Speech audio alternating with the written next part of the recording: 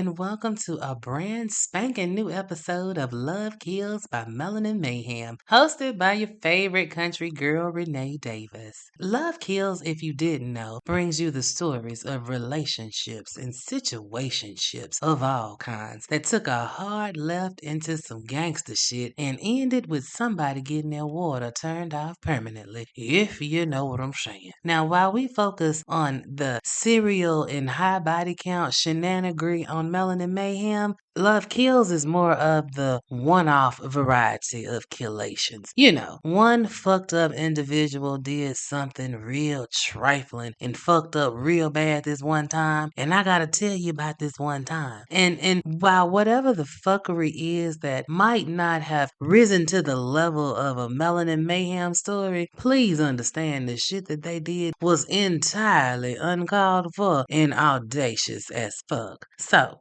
I got a story. You want to hear it? Well, here we go. Now, I gotta let y'all know before we get into this story, y'all almost didn't get a Love Kills this week. When I tell you this is my fourth time recording this episode, my microphones are not cooperating with me. I don't know what is wrong with my big mic, my good mic in the studio. Every time I record, all I hear is something scratchy, scratchy, scratchy, scratchy. Oh, the audio, something is off. And y'all know I'd be flying by the seat of my pants. I don't know what I'm doing. I just press record and nothing I did would fix the issue. So I pulled out my old trusty microphone that, I carry with me everywhere and we're going to make it do what it do. So sound quality is probably off a little bit this week. My apologies, but I felt it was more important that you get the story than for me to be trying to figure out how to fix it and get it to what I wanted it to be, right? So back to the story. Today we are kicking it in my neck of the woods with a story that is from right here in the ATL. And when I say that this story hits close to home, I'm really saying it with my chest because it literally happened in my backyard. And I'm talking literally and figuratively. Because you see, I have a personal connection of sorts to today's tale of fuckery.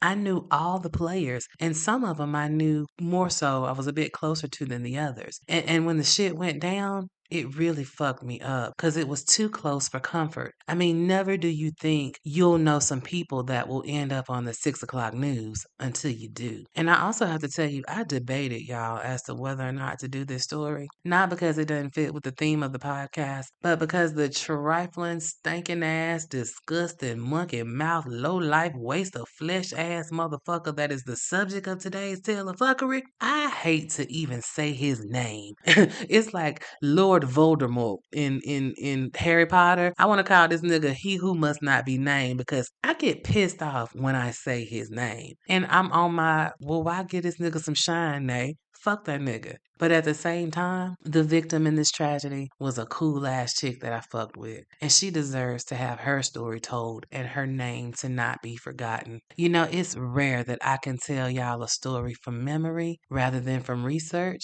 So fuck it. Let's just get into it. Today, I'm going to tell you about a dusty dick funky bastard named Andre Pugh and how he deprived the world of a very bright light. And I'm going to tell it all from my point of view as somebody who was there, even if only peripherally, right? So, a long time ago, I got a job with Delta Airlines. We're talking May 2007, right? Started out in the reservations call center and, being a young 30-something, ready to get my move and shake on, I was up in that mug, bright-eyed and bushy-tailed, ready to take on the corporate ladder. And y'all may not know this, but Delta is the only airline that is not unionized. And I promise you there is, I'm going somewhere with this story, right? Now, so it's like the beginning of 2008, and there was an attempt to get us to vote a union in. Now, my personal experience, I wasn't a fan of the union, mainly because I ain't need no more money being taken out of my check between the taxes and that other adult shit like insurance and 401k. Oh, baby, my check was being taxed enough and I didn't need another quarter coming out, especially not for no damn union dues. I can speak for myself. And it's not that I'm against unions because I do feel that some places like Walmart or Amazon, I feel like they need a union. But for me, the relationship between between employees and leadership at Delta, it was a good one. Leadership, they listened to us and they treated the employees like they mattered. So I was like, why rock the boat? I mean, if the shit ain't broke, don't fix it. And, the company was not telling us to promote that train of thought, right? But they did say, if you feel like sharing your opinion as a non-salaried employee, you can. So one day, me and some of my coworkers, we find ourselves in the cafeteria. We've made signs out of poster boards that said, just say no. Oh, we thought we were so cute. Everything is all professional. We've got a table. We're doing like an ask me table type of situation. We got printouts with frequently asked questions. And of course, we got candy to give away because, in a call center, you got to feed a motherfucker, right? Everybody gonna stop by your table if you got something for them to eat. So, like I said, everything is very professional. It's a cute little situation going on, right? And in the midst of all this polite conversation that we're having, some dude comes up and just starts talking loud as fuck. I mean, when I say loud, I mean he is acting ignorant like we had a taping for Jerry Springer, right? Just loud and uncouth. And I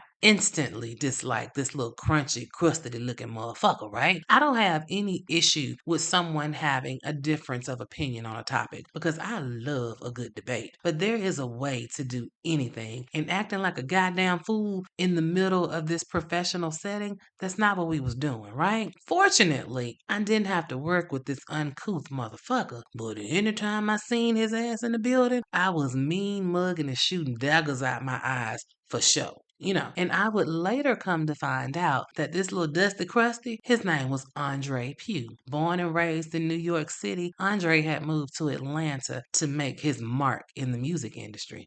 Atlanta back then, much like now, had a thriving music scene. And if you wanted to do a little something, there were plenty of avenues to make a name for yourself, right? And this puss ass nigga had decided that he was going to become a DJ and started moving accordingly. Now, Andre, he wasn't a DJ on the radio. No, nothing like that. He was a club DJ, starting out in dance clubs and then moving on to strip clubs and shit, trying to make a name for himself. And Andre's DJ name was DJ Awesome. If I had been naming him, he'd have been DJ Dusty Dick. But that's not the point. So around this time, after this whole union debacle or whatever, I got a supervisory position in the call center, and I'm responsible for a team of like 15 to 20 phone agents, right? And it's at this point when I really meet Tiffany Jackson. She also got this position, and we ended up on the same team as leaders under the same manager, right? And so, come to find out, Tiffany is from New York too. She was born into a very loving family. Her mama and her daddy doted on her and her sibling, right? Tiffany would graduate from high school in New York and then move south to go to college at Clark Atlanta University. But before she graduated, she got a job over at Delta, right? Which is how we ended up crossing paths. Now, I don't know if you've ever worked in a call center. You may already know this, or maybe you don't. But in a call center, it's majority women, right? I mean, there are some men folks sprinkled up in there, but it's heavy on the estrogen, baby. And in our little 5-floor building of maybe anywhere from 600 to 900 employees across all departments, I would say that it was 90% women and about 10% men. And of those 10% that carried the XY chromosome, 3% of those were up under the rainbow flag, right? And then 2% were either happily married or senior citizens. And that left about 5% of the men folk of the single and heterosexual variety, right? And baby, that little cadre of men folks, oh honey, they was very popular in the building. Think like they were like some juicy steaks in the midst of some very hungry women who hadn't eaten in years. And it was funny to see because in a call center, there are no secrets. Baby, gossip runs rampant and everybody's business is open to discussion and will be shared as such. So one day, doing what I do, and I see this puss ass nigga Andre all up in some chick's face. And I might have said something slick to somebody who was with me, that's that old bullshit ass nigga right there, or some shit like that, right? And the person was like, well, that's Tiffany, old man. And I'm like, Tiffany who? Our Tiffany? And they was like, yeah. Baby. Now, at hearing this, my flabber was gasted because I know Tiffany. I mean, we talk on a daily. No, we are not besties by any stretch of the imagination. We ain't hanging out after work or nothing like that. But when you spend 8 hours a day in a bay with the same people, you get to know the people that you work with pretty well, especially when you all have things in common. And Tiffany and I were both Virgos, both of us very opinionated, both of us actively trying to make our mark on the job, and both of us very competitive of nature, right? And so I knew of Tiffany's family and I knew that she had a dude and that they were planning to get married. But again, in talking about your life at work, I didn't know that this nigga was her fiance. Man, I was blown away. Because you know how it is when you feel like somebody can do so much better, like they are dating way beneath them, right? And knowing that this crunchy, crusty, ashy ass nigga was all up in women's faces and his woman worked in the same building, oh, that was like super trifling in my book. Because while I might have been one of the last to know that they were a couple, most other people in the building knew. These women that Andre was fucking with, they knew this nigga had an old lady. They knew and they didn't care. And so I'm coming to the party late, but everybody got a whole lot of gossip going around the building about just how trifling Andre was at this job. Baby, when I tell y'all he had a community call center penis, he had a community penis. And the shit wasn't a secret. So yeah, Andre and Tiffany, they're engaged. But apparently Andre didn't know that. Now, as a Virgo, I hate to see anybody getting shitted on that I know, right? And I also don't like people that I know that I kick it with. I don't like them to be the butt of a bad joke or be getting talked about. But that's a real sensitive topic. You can't just go to somebody that you ain't cool with like that and talk about their relationship. Old folks that from down south where I'm from, they used to say you don't get between dick and pussy. And I live by that creed because baby, you don't get in between it. You will end up fucked up. You will end up being the one getting fucked. But I also, because I'm a Virgo, I just had to know if Tiffany knew what the fuck was going on with her mans. So,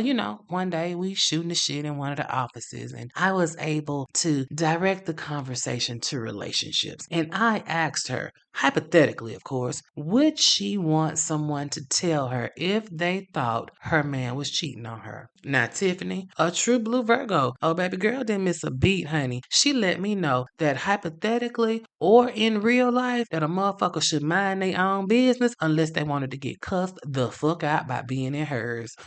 Baby, instantly, message was received. Clock that. Ladies, y'all know what I'm talking about, right? My girl wasn't naive. She knew what I was saying. And she let me know that I needed to stay in my lane. And that's exactly what the fuck I did. She knew. And like a true Virgo, she was dealing with her shit. And she didn't need no help. And I respect it and I resemble it because I am the exact same way. I know when we tired of a motherfucker, we'll handle our business. But until then, we loyal as fuck and we stay trying to fix a nigga. We're trying to make him better. So I knew better than to have her man's name all up in my mouth. And respectfully, I didn't. Tiffany was clearly aware of his shenanigans, so I fell all the way the fuck back, right? Now, eventually, Tiffany and Andre, they did jump the broom at a destination wedding, and now Tiffany Jackson is now Tiffany Jackson-Pugh.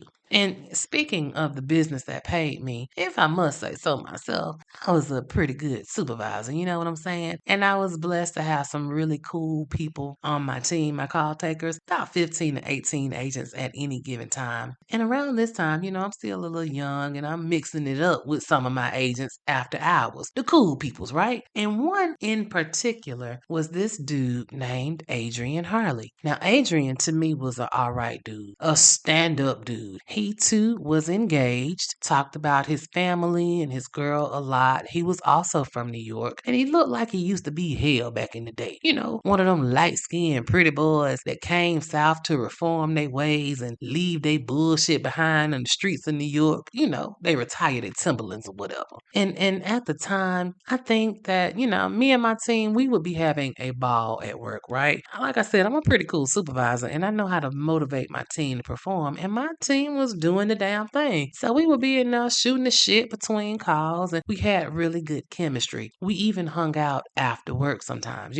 Again, I was still in my club days, and sometimes we would meet up at a club. This is the South, so a lot of times it was the strip club, or we'd go to the Mexican for some drinks. Yeah, I know Atlanta would turn any restaurant into a club. So, we'd be a little litty in the city or whatever. It was a little clique of us because I don't just hang with everybody, right? You got to strike a chord with me. And Adrian was one of the dudes that was included in my little clique of people that I would kick it with after hours from time to time. I would even have them, get off the phone to do special projects or whatever. Adrian was one of my peeps. And y'all know we look out for our people, right? So by this time, again, Tiffany and Andre, they've gotten married. But Andre still got community calls and penis, and he DJing in the strip club. So Dusty Dick is really getting around. But Tiffany, she is trying to make it work. She is a wife and she is a mother, and she is giving it 110%. And speaking of motherhood, now I think I am a good mom. Like my kids, they had a good childhood. But that damn Tiffany,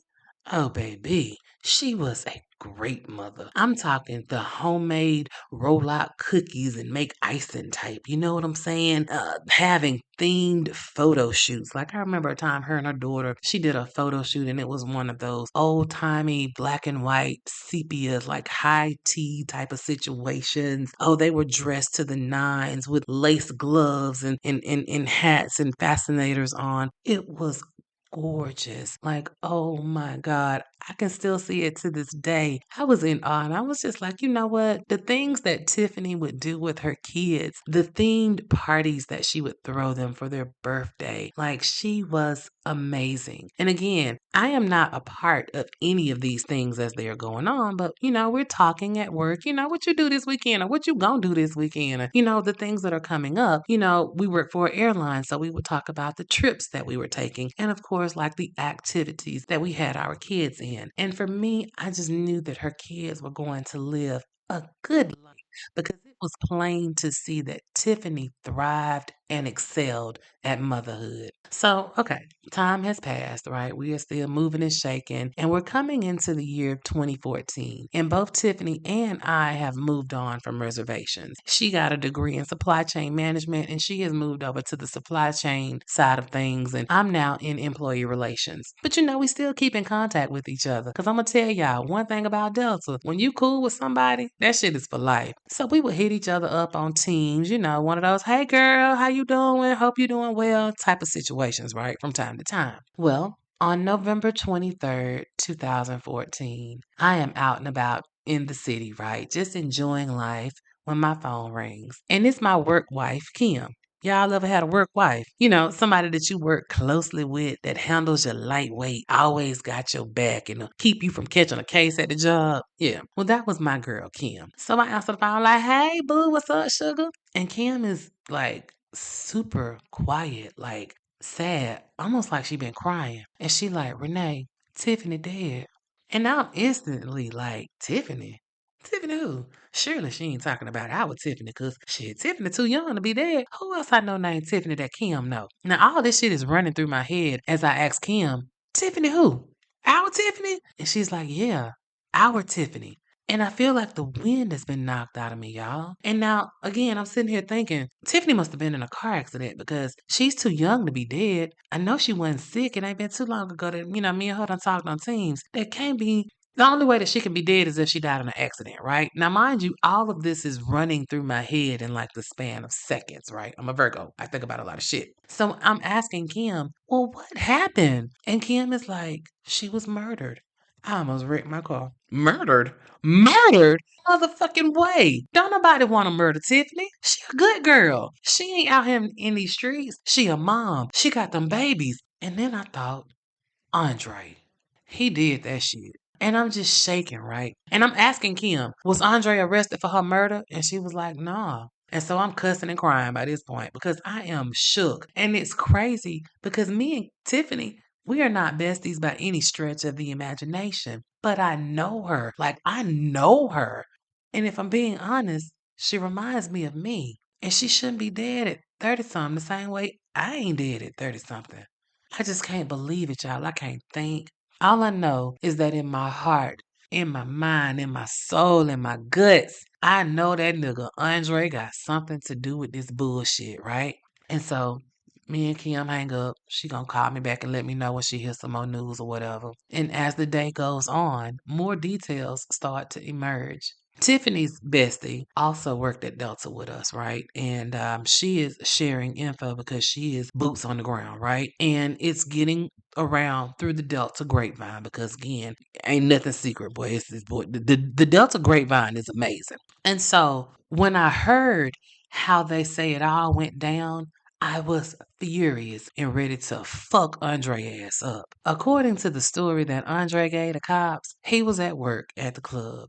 Wee hours of the morning. He gets a call from ADT saying that the alarm is going off at his house. It's like almost 6 o'clock in the morning. Andre said he called his boss, at the club and told him that his alarm was going off at his house and that he was worried because his wife and his kids were there. And I'm thinking, the boss must have lived close by Andre and Tiffany's house because why would you call him? Maybe alibying yourself? Your boss know you been at work. Mm-hmm. Okay. I see where you're going here. Andre said he also called a neighbor that lived, right there in the cul-de-sac and told them the same thing. ADT, alarm going off, think something wrong with Tiffany. And at some point after these calls, Andre calls ADT back and he tells them to cut the alarm off so that it don't wake his kids up. What? What? Nigga, what? Well, then Andre calls 911 and asks them to send help. Now, when police show up on the scene, Andre is outside the house. He tells the responding officers that he went inside, the alarm was still armed, but he didn't see anything out of place. He kind of peeped in his wife's room and didn't see anything out of the ordinary. He thought she would just sleep. And then he went downstairs and he saw some broken glass. So he fled the scene to wait outside until the cops came to survey and handle his lightweight.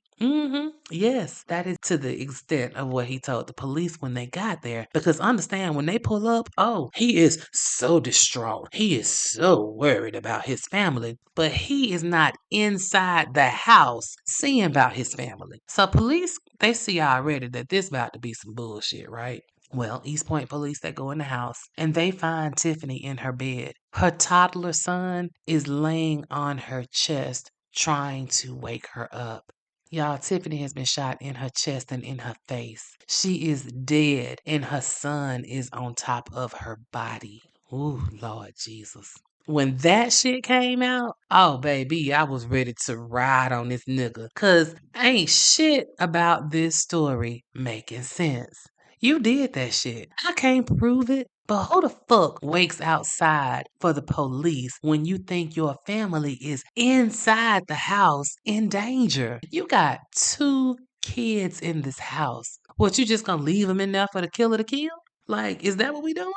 Well, the police, they think that this story is full of shit too. So they get on the good foot and they start doing some hellacious investigation. Because the good thing about all of this is it's 2014 and technology is great. And everybody got cameras. It's going to take a couple of days, but East Point, oh, they on their shit, right? But in the meantime, in between time, y'all, Tiffany got to be laid to rest. And it was a hard week, y'all. When I tell y'all we a family at Delta, I mean, we fucks with each other the long way. So when it was time for the wake, or, the sitting up as we call it, at the funeral home, it was standing room only in that bitch. Like, we came out deep for our girl. We grieved together. We comforted each other because we were all hurting. So we're in this funeral home and, the grief is just pouring. The grief is just pouring out of us, right? And in walks Andre.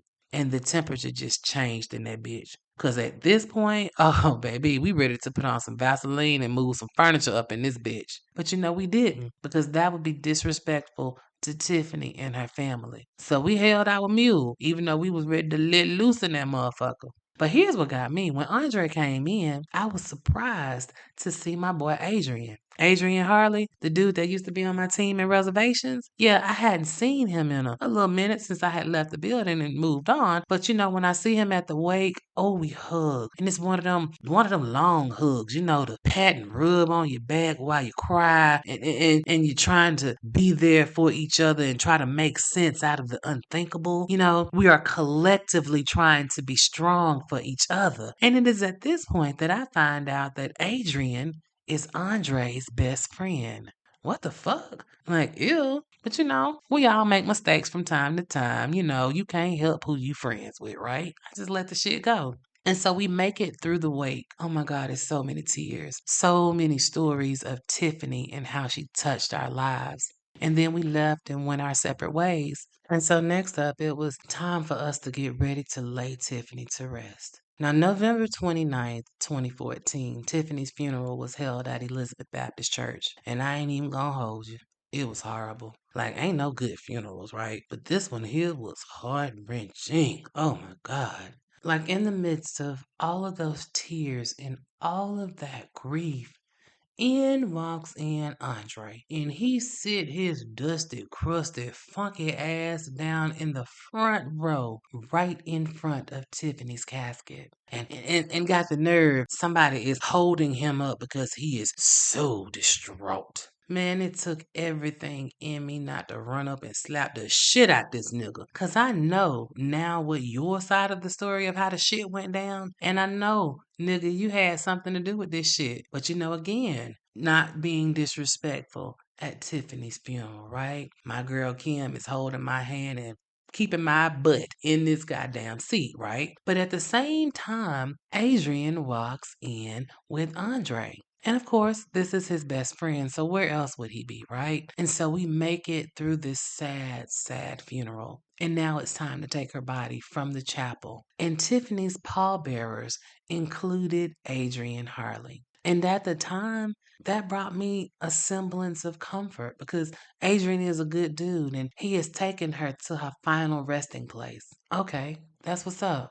Man, I would be shocked and amazed to find out just a couple of days later that the man that took her life also carried her to her final resting place. You see, police, oh, by now they looking hard at Andre. But it seemed like his alibi is holding up. He was at work at the club, a lot of witnesses, but when they looked a little bit deeper, the timeline started not to add up. Neither did them cell phone records. Because, you see, when they couldn't figure out who could have gotten into Tiffany's house, East Point did a cell phone dump. They traced all the cell phones that were in the area at the time of her murder. And well, guess whose number appeared? Several times. Adrian Harley and Andre Pugh. Now, they weren't supposed to have been there. So, how were their cell phones there, right? And then the police got surveillance footage from ring cams, and they can see what happened that night in front of Tiffany's house. Guess what? There's a black car that drives up. With the driver's side, the tail light is out, right? Then another car pulls up and it kind of flashes its light at the black car, kind of like a signal. And then somebody gets out of the black car that's got the busted tail light and they go up to Tiffany and Andre's house. And when you add to that, the cell phone data is showing several calls between Andre and Adrian at the time the killation was happening. And the police, oh, they smell a rat. So they bring Andre back in. And Andre is sticking with his lies, even though he is being called out on his shit. So then they show Andre ring camera footage of him pulling up to the house that night. He parked in front of the house. He gets out of his car and he never steps 1 foot towards that house. He waited outside until the police got there. But you was up there talking about how Tiffany was hurt, how Tiffany was dead. How you know that, bro? How you outside so distraught because you think something is happening inside your house with your family, but you did not go inside. But you told the police you did, right? How would you know all that unless you knew all that? So then they bring Adrian in for questioning. And Adrian, he said he don't know what they talking about. But what they do know is Adrian has a black car that matches the description of the car that was at Tiffany's house that night. And guess what? Adrian's car, the driver's side tail light is out, just like the one in this video. We got your ass now, nigga. And so on December 6, 2014, Andre Pugh and Adrian Harley are both arrested at the strip club for the murder of Tiffany Jackson-Pugh. Now, when they get him in custody, now Andre, he done changed his goddamn story. Now Andre say Tiffany owed Adrian some money and Adrian killed her because of that debt. Nigga. You really ain't shit, are you? Like, you throwed your boy under the bus with no hesitation to try to save your punk ass skin, huh? Like, you denied this nigga like Peter did Jesus. And now you might think, okay, they're arrested. Good riddance. But you know what? No. It really wasn't. Because they gave them niggas a bond. And they paid said bond. And they got out. Guilty as sin, but out free as a bird. Let me tell you something. What I found out during that little time period is it hurts so bad to be out and about somewhere and see a motherfucker that you know is a killer that killed somebody horribly and they out enjoying life. Like Atlanta is much too small. And this nigga Dre, oh, he is much too audacious. Now, Adrian, it appeared like he was laying low. But that nigga Andre, oh, he out living his best life, still taking this community dick on tour. Stinking bastard. And if that wasn't adding insult to injury, the thing that really bothered me like the absolute most, I mean just burned my biscuit, was that Andre's mama got custody of Tiffany's kids. Not Tiffany's family, Andre's family. Like, I feel like there should be something in law that if you kill your spouse, your baby mama, baby daddy, the kids should not be able to go with you or your family. Like, I, I know, I know. I hated that. Them kids went with Andre's mama, and that shit just fuck with me. Now, it would be a little more than a year before February 16th, 2016, a Fulton County grand jury indicted Andre and Adrian for one count of malice murder, felony murder, aggravated assault, conspiracy to commit murder, and possession of a firearm during the committing of a felony. So I guess we can consider this justice delayed but not denied. That puss ass nigga Andre, he went to trial September of 2018, and they did indeed find him guilty on all counts on October 5th, 2018, and sentenced him to life without parole. Now Andre has filed several appeals, but thankfully they was all some bullshit and they were all denied. Adrian pussy punk ass went to trial in October of 2022. Later, much later than I feel like should have been, but you know, he too was found guilty and they also gave his ass life without parole. Andre is serving his sentence at the Macon State Prison in Oglethorpe, Georgia. He is inmate number 1002405939. And Adrian is serving his sentence at the Smith State Prison in Glenville, Georgia, and he is inmate number 1003236979. You know, my hope is that both of them trifling, murdering murders that murdered Tiffany are getting fucked daily by a big dick nigga named Tiny with no Vaseline. Just a little Vicks vapor rub to make sure it burn. I hope that they catch every STD known to man and that the shit mutates and makes some new untreatable shit that just makes their dicks shrivel up and block like an umbilical cord, you know? I hope that they suffer from warts all over their body and that they catch shingles every other month. Like, I hope that they never have another good dream or see a rainbow ever again in their miserable lives.